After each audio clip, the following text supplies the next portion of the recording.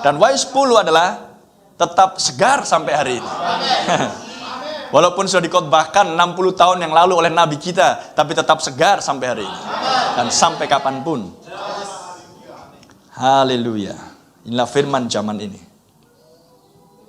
Dan aku melihat seorang malaikat lain yang kuat turun dari sorga, berselubungkan awan, dan pelangi ada di atas kepalanya, dan mukanya sama seperti matahari, dan kakinya bagaikan tiang api. Dalam tangannya ia memegang sebuah gulungan kitab kecil yang terbuka. Ia menginjakkan kaki kanannya di atas laut, dan kaki kirinya di atas bumi. Otoritas tertinggi dia pegang saat ini. Dia turun. Amin. Karena dia bersuara. Haleluya. Sama seperti di peristiwa Gunung Transfigurasi di Matius 17 dan Markus 9. Ketika Yesus diubahkan. Amin. Dan Petrus berkata, mari kita dirikan satu kemah untuk. Belum selesai Petrus berbicara, maka suara dari awan berkata, dengarkanlah dia. Amin. Dengarkanlah dia. Inilah anakku yang kukasih. Maka terdiamlah mereka. Terdiamlah denominasi. Ketika singa dari suku Yehuda mengaum, Nabi katakan, bahkan lebah pun diam. Dan kita tahu inilah zamannya. Ketika singa dari suku Yehuda mengaum, mengumandangkan suaranya, ketujuh guru diperdengarkan, maka semua denominasi terdiam. Semua sistem terdiam. Karena raja sedang berbicara. Haleluya. Terpujilah nama Tuhan. Dan ia berseru dengan suara nyaring, sama seperti singa yang mengaum. Amin. Singa, sang raja. Nabi, imam, raja. Amin. Raja wali, anak domba, singa. Pelataran, ruang kudus, ruang maha kudus. Terpujilah nama Tuhan. Dan sesudah ia berseru, ketujuh guru itu memperdengarkan suaranya. Dan sesudah ketujuh guru itu selesai berbicara, aku mau menuliskannya. Tetapi aku mendengar suatu suara dari sorga, berkata, meteraikanlah apa yang dikatakan oleh ketujuh guru itu, dan janganlah engkau menuliskannya. Amin. Suatu suara dari sorga berkata, Bapak mengatakan, Anda membaca seperti ini, Anda akan berpikir, dari sorga. Nabi menafsirkan, ketujuh guru tidak bersuara di sorga. Ketujuh guru memperdengarkan suaranya di bumi. Ada amin? Ya. Karena pemikiran logika manusia, suara dari sorga. Oh, sorga. Amin. Tapi tidak demikian. Anda harus mengikuti apa yang dikatakan oleh Nabi Tuhan. Dan kita akan melihat itu di nas-nas yang lain. Dan malaikat yang kulihat berdiri di atas laut dan di atas bumi, mengangkat tangan kanannya ke langit, dan ia bersumpah demi Dia yang hidup sampai selama-lamanya, yang telah menciptakan langit dan segala isinya, dan bumi dan segala isinya, dan laut dan segala isinya. Katanya, tidak akan ada penundaan lagi. Times runs out. Waktunya sudah berakhir. Ketika zaman-zaman gereja sudah berakhir, maka kitab dibuka. Amin. Itulah sebabnya meterai ketujuh adalah akhir dari zaman-zaman gereja. Meterai ketujuhlah akhir dari sangkakala. Akhir dari cawan-cawan murka. Akhir dari segala sesuatunya. Segala sesuatunya berakhir di meterai ketujuh. Tidak ada penundaan lagi. Tidak ada waktu lagi. Tetapi pada waktu bunyi, tetapi pada hari-hari dari suara malaikat yang ketujuh. Amin. Ketika dia akan mulai memperdengarkan suaranya, maka misteri Allah menjadi genap seperti yang telah ia beritakan kepada hamba-hambanya, yaitu para nabi. Terpujilah nama Tuhan. Silakan duduk. Tuhan berkati pembacaan firman-Nya.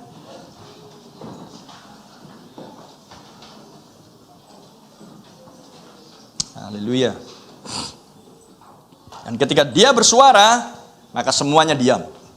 Itulah sebabnya sunyi senyap selama setengah jam di surga. Tidak ada yang bergerak, bahkan para malaikat pun terdiam. Tidak ada yang memainkan kecapi, semuanya terdiam. Denominasi terdiam, sistem dunia terdiam. Haleluya. Dan ketika raja berbicara kepada mempelai wanitanya, kepada ratunya. Dan bagaimana dia akan bicara kepada ratunya kalau dia belum memperoleh ratunya? Amin. Itulah sebabnya pralambang Wasti digantikan oleh Esther, maka Anda bisa melihat koneksinya. Haleluya. Dan Nabi mengkhotbahkan dengan judul memilih seorang mempelai wanita di tahun 1965. Memilih seorang mempelai wanita. Dan di proses pemilihan, maka sang mempelai pria berbicara kepada mempelai wanita itu. Seorang yang dia pilih dan dia mengutarakan maksud dan tujuannya. Maukah engkau menikah denganku? Haleluya. Sang raja berbicara. Kristus sang raja berbicara. Ketujuh guru dikumandangkan. Tapi 2000 tahun yang lalu, ketika Yohanes di dalam penglihatan di Pulau Patmos mendengar suara ketujuh guru, maka suara dari sorga berkata, jangan tulis Yohanes. Amin. Meteraikan hal tersebut. Apa yang kamu dengar dari ketujuh guru itu. Itulah firman yang tak tertulis. Yang dituliskan di sebelah luar. Haleluya. Tapi waktunya harus tiba. Ketika tampil malaikat yang ketujuh di bumi, maka ketujuh guru harus dikumandangkan. Malaikat yang ketujuh harus tampil, berarti zaman gereja yang ketujuh. Zaman Laodikia. Haleluya. Karena harus ada mulut untuk menyuarakan. Harus ada tubuh untuk mengekspresikan. Amin. Dan manusia ini harus pengkhotbah. Dan tidak sekedar pengkhotbah, nabi. Karena nabi adalah pelihat. Amin. Terpuji nama Tuhan. Sebab Tuhan hanya akan berurusan dengan umatnya di bumi, haleluya, melalui seorang pelihat. Dan pelihat ini dibangkitkan dari tengah-tengah umat. Seperti yang dikatakan di kitab Bilangan pasal 12. Jika di antara kamu ada seorang nabi, maka aku akan berbicara kepada dia melalui mimpi dan penglihatan. Dan seorang nabi adalah pelihat. Sehingga Anda harus memahami, mengerti bahwa pelayanan nabi ini adalah pelayanan Alkitabiah. Bukan sesuatu yang di luar Alkitab. Ada amin? Bukan sesuatu yang di luar Alkitab. Tapi adalah sesuatu yang dulunya misteri, namun yang sekarang dimunculkan, dimanifestasikan. Dan kehidupan nabi ini pun sudah dirancang Tuhan sebelum dasar dunia ada. Haleluya. Praise the Lord.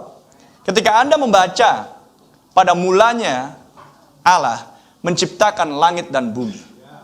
Maka kemudian jadilah terang. Paham? Di ayat yang kedua, jadilah terang. Di antara dua ayat itu, berapa juta ketika Tuhan mengatakan jadilah terang? Jaraknya. Ketika terang akan muncul. Tuhan hanya mengucap jadilah terang. Bukan berarti langsung terang datang. Jadilah terang, titik, Nabi katakan. Period, titik. Ketika itu sudah titik, maka sampai dengan munculnya terang, berapa juta di situ. Tidak ada seorang pun yang tahu. Berapa juta tahun berlangsung. Yang penting adalah, apa yang dipikiran Allah sudah diucapkan. Ada amin? Dan kemudian Anda melihat bintang-bintang bermunculan, bintang-bintang konstelasi, dan lain sebagainya, ada di orbit angkasa luar sana. Semuanya diciptakan, benda-benda penerang, matahari, bulan, bintang-bintang, dan lain sebagainya. Oh, brother and sister. Maka Anda harus melihat pelayanan Nabi ini adalah sebuah pelayanan yang sudah dirancang Tuhan sebelum dasar dunia ada. Ada amin? Lihat bagaimana Yesus, Alkitab berkata, ketiga orang Majus berkata, aku melihat bintangnya di timur, dan aku akan datang untuk menyembah dia. Bintang. Ada amin? Bintangnya di angkasa? Ya. Karena pada saat kelahiran Tuhan Yesus, maka Alkitab mengajarkan kepada kita, sejarah menunjukkan kepada kita 5 bintang sejajar. Atau tepatnya 3 bintang sejajar. Untuk memperlihatkan kesempurnaan kealahan. Dinyatakan di muka bumi, di dalam tubuh manusia. Sejarah menunjukkan, arkeolog menunjukkan. Amin. Dan hal yang sama berlangsung ketika misteri dibuka, 1963, pesan dinyatakan 5 bintang sejajar di angkasa. Dan hanya orang-orang tertentu yang akan bisa menangkap tanda tersebut. Haleluya. Kasih karunia Tuhan nyatakan di zaman kita. Amen. 3 bintang sejajar di zaman Tuhan Yesus, 5 bintang sejajar di zaman Yesus Theophany di akhir zaman. Ada amin? Lihat akan si peramal itu, perempuan itu, mendekati Brother Branham di sebuah bus, dan dia berkata, kelahiranmu memiliki bintang yang khusus, aku tahu itu. Dan Brother Branham terkejut dan dia tidak mau melanjutkan pembicaraan. Kamu lahir di bawah bintang yang tertentu. Anda mengerti yang saya maksud ya? Anda baca itu? Kalau Anda nggak baca, Anda nggak akan tahu apa yang saya omongkan. Setiap buku harus Anda baca. Untuk tahu bahwa apa yang sedang kita ikuti adalah Alkitab. Amin. Dan ada 3 Alkitab. Bintang, piramida, tertulis. Anda harus mengerti itu.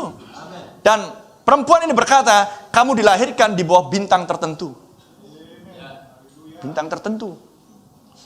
Bagaimana dengan Tuhan Yesus? Aku melihat bintangnya di timur, dan kami datang untuk menyembah Dia. Terpujilah nama Tuhan. Bisa nangkap? Allah berbicara dengan bahasanya sendiri, dan itulah firman Tuhan.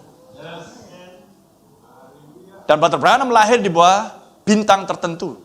Dan Nabi katakan pada waktu itu, dia belum tahu menahu soal kekristenan. Bicara jelas sama yang lain. Kasih tahu aja mereka, di bawah bintang apa mereka. Dan perempuan ini berkata, saya tidak tahu tentang orang lain. Tapi untukmu, saya tahu. Haleluya. Amen. Tapi Tuhan tidak membutuhkan kesaksian iblis. Anda harus melihat kesaksian itu di dalam nas kitab suci. Amin. Kembali ke kitab Kejadian pasal 1.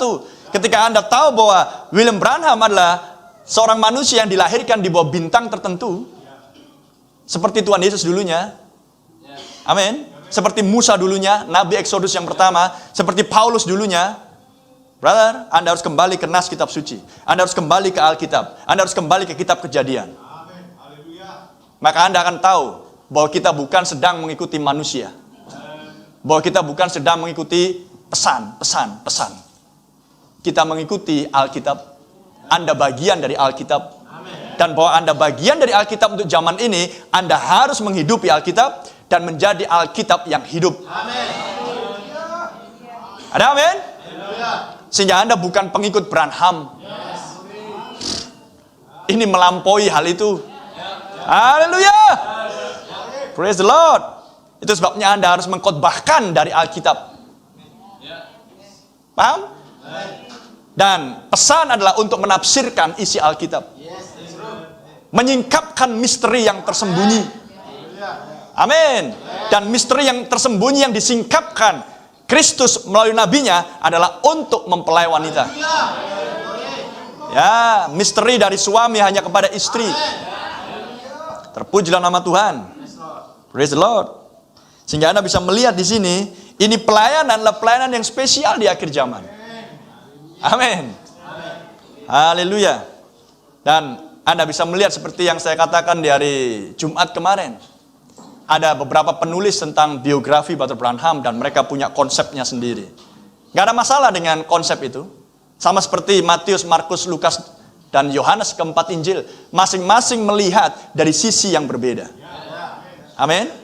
Matius, Lukas berbicara tentang silsilah dan kelahiran Yesus. Amin. Markus berbicara tentang bagaimana Yesus dibaptis dan dicobai di padang gurun. Betul? Markus dimulai dengan nas-nas itu, dengan kelahiran Yohanes Pembaptis dan lain sebagainya. Tapi lihat kitab Yohanes. Dia memulai dengan pasal pertama, dengan ayat pertama, pada mulanya lah firman. Oh, terpujilah nama Tuhan. Pada mulanya lah firman. Dan Injil Yohanes adalah binatang yang keempat. Amin. Dari keempat binatang yang mengelilingi dan menjaga tahta di sorga. Dan binatang yang keempat adalah suku Dan. Berada di sebelah selatan. Amin. Yang mengelilingi tabernakel di padang gurun. Panji suku Dan. Amin. Itulah pelayanan Raja Wali terbang. Dan kita dijanjikan seorang nabi akan tampil di akhir zaman. Karena zaman inilah zamannya ketika ketujuh guru yang dilarang dituliskan oleh Yohanes harus disuarakan, harus dikumandangkan. Maka harus ada mulut bejana di muka bumi untuk menyuarakan itu. Amin. Karena tidak ada jabatan yang tertinggi selain nabi sebagai pelihat. Dan pelayanan nabi adalah pelayanan mata. Mata lah melihat. Pentakosta lah pelayanan mulut. Sikit-sikit apa-apa dan oke? Itulah pelayanan mulut. Tapi pelayanan nabi lah pelayanan mata. Amen. Dan sesudah mata tidak ada lagi indera yang lebih tinggi dari mata selain pikiran. Amin. Dan pikiranlah yang mengontrol segenap tubuh. Dan siapakah yang mengontrol segenap tubuh selain sang kepala? Kristus yang adalah kepala atas gerejanya. Siapakah yang mengendalikan dan memimpin istri selain suami yang adalah kepala rumah tangga? Amin. Dan siapakah yang melayani raja selain ratu yang adalah istri? Renungkan hal itu. Amin. Sehingga dibutuhkan pelayanan seorang nabi tampil di bumi untuk menyuarakan akan ketujuh guru ini. Amin. Sehingga dari mulutnya, amin, firman yang diucapkan muncul. Firman yang diucapkan adalah benih yang asli. Terpujilah nama Tuhan. Dan ketujuh guru adalah firman yang dimaksudkan. Sebuah pesan di masanya nabi, malaikat yang ketujuh ada di bumi. Dan itu adalah misteri kedatangan Tuhan. Amin. Ketika ketujuh guru dikumandangkan. Many are changing from glory on to glory. Hearts are being raptured.